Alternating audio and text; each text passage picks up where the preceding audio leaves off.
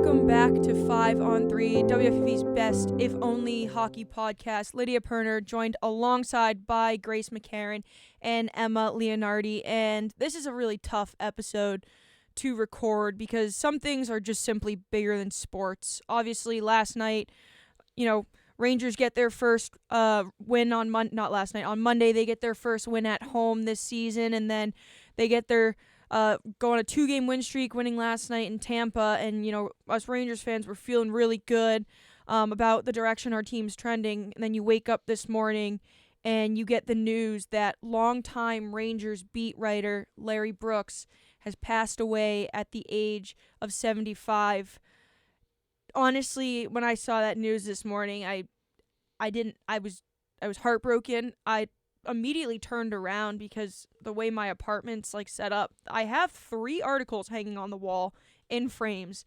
All 3 are Larry and Molly's because I grew up on Larry. Larry pretty much, made Molly Walker who she is today. But yeah, he had to leave. He took a leave of absence on October 22nd.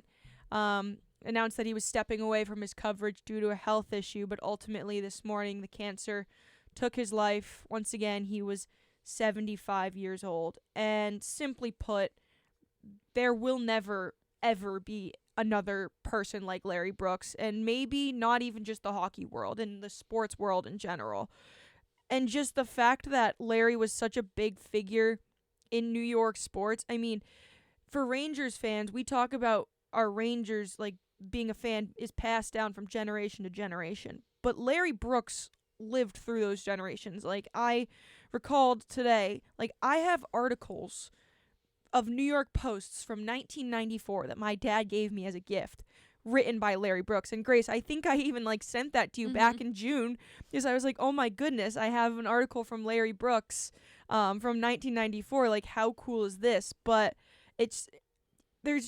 and the way he was able to craft stories, and what you don't learn or what you can't know about Larry until you're in the room with him is just genuinely how good at his job he was. I know Rangers fans always complain that as media members, we're not hard enough on the players and not getting the answers out of the players that we should. But the truth is, if we do ask those questions we want to ask, there's no need. Players do not have to talk to us. Our passes do not have to be given to us. You have to approach it pretty delicately. But Larry Brooks had so much respect from players, from the fellow media, that he could ask whatever he wanted. And he never went overboard. He just asked the truth.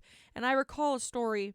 It was last December. I believe it was after the LA Kings game. The Rangers got destroyed in that game. And Larry goes up to Chris Kreider, and I'm standing there too, and he's, drilling into Kreider, and I'm standing there like, oh my goodness, how is he getting away with these questions? And honestly, after we all went to the post-game room for La Violette, and everyone was joking around because it was such a bad loss, and Larry said, oh yeah, I just talked to Kreider, and I kind of sitting in the back, I kind of laughed, and I was like, that was so impressive, or whatever. I don't know how he does that. And then he kind of turned and looked at me. He was like, well, when you're my age and you've seen a couple things, you can do whatever you want. But I just recall the story that Gretzky told today in the Post, that Larry was a friend of Gretzky's, and he mentioned how this wasn't the Wayne Gretzky that was 22 years old on the Edmonton Oilers. When he came to New York, he was 35 years old. So he wasn't he was still one of the best players in the league because he's Wayne Gretzky, but he wasn't Wayne Gretzky. And so Larry, released an article basically saying Gretzky was horrible the night before. And then so Larry comes into the locker room that next day, and Gretzky goes up to him and is like, I wasn't that bad, was I? And Larry said, no, you were that bad. And Gretzky was like, okay, maybe I was that bad. But that's just the kind of respect that people had for him. And I was talking to our sports director, Bobby Chaffardini, this morning, and he mentioned that Brooks has called into one-on-one before, and there's no one that cared about the craft of reporting and getting the truth out more than Larry Brooks. And yeah, the hockey and journalism world will simply never be the same without Larry.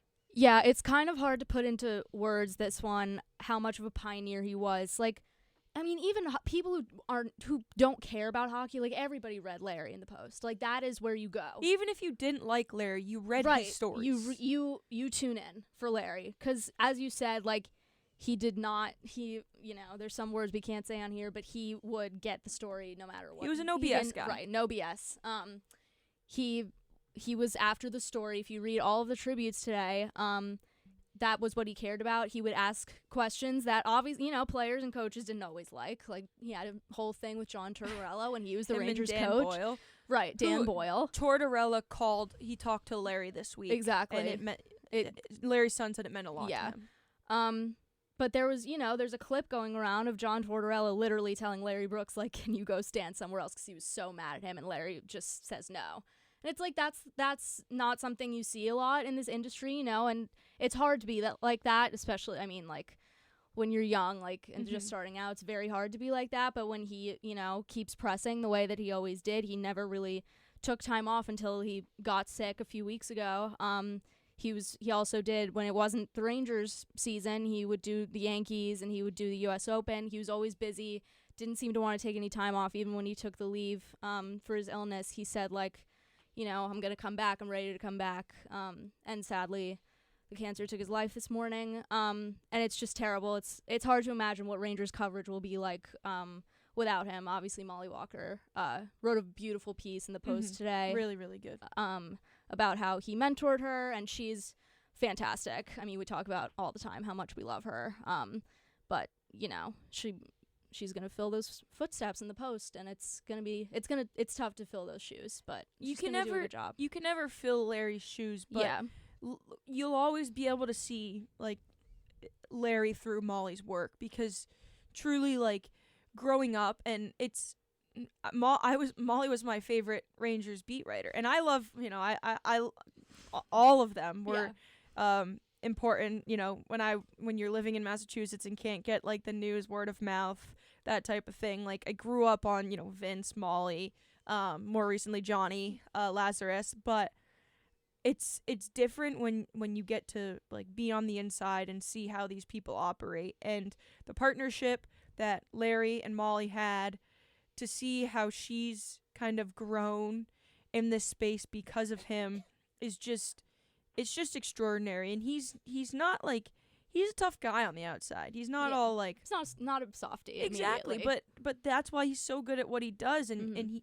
he cares, and that to me was what mattered more than anything. I mean, my family was probably the last family to get rid of the newspaper subscription. I still tried to send the New York Post to my P.O. box on my apartment this year, but apparently you can't send it to P.O. boxes. I learned that. So New York Post, if you're hearing this, please let me send it to my apartment P.O. box. But I love paper. I love newspaper prints. And, like, people would always ask me why. Like, senior of high school, if I had this class, environmental science, first block, my whole class was reading the New York Post. Some people were reading the front to back for, like, funny reasons, but I was there for the sports. Immediately back page. I was there for the sports section, and when I tell you, I read these articles, like, consistently, like, for years, and I loved going to the end of the driveway and picking up the paper and seeing it in color and seeing the headlines, and I still have so many of those papers saved. Like I mentioned, I have the one in my apartment, a couple in my apartment, but, like, I have boxes of them because there were some articles that I, like, didn't want to get rid of because I liked the story, or I liked, like, as bad as the Rangers ended up being in that Devils series, I still have all of Larry and Molly's articles from that series because I just loved reading about, like, the wins and stuff. And I mean, I'm not sure we can say this, but who else gets away with an article titled "Size Matters" than Larry Brooks about an NHL player? Nobody. Not going to say who the NHL player is because it doesn't matter. But, like, that's the respect and that's the humor that Larry brought. And that's, like, ultimately, like, he's the reason I kept the Post for as long as I kept it. Like, and I'll never regret spending the $2, like, a day or whatever on it, because the articles were just so good, and they're such a, piece of, they can be such a piece of history, because I have the 1994 papers. I have one of them in my hanging also on the wall. I don't know if it's the Post specifically, but that's the value of print that is kind of sad to see going in the digital era. But yeah, Larry Brooks, I just there's not enough good things to say about this man, because truly just seeing like the players post about him and stuff, it shows you how big of an impact he had. And even when we talk about the New York Islanders, the New York Post did not want to include the New York Islanders on the beat coverage for years. Yeah. Larry Brooks was the pioneer of, no, we got to cover the Islanders, and like led the way to have full-time Islanders coverage, which I believe now we have from Ethan Sears, correct? He goes on the road with the team as well. That was Larry Brooks doing. Yeah. And I didn't know that until this morning. You're reading the articles. Yeah, he wanted one thing.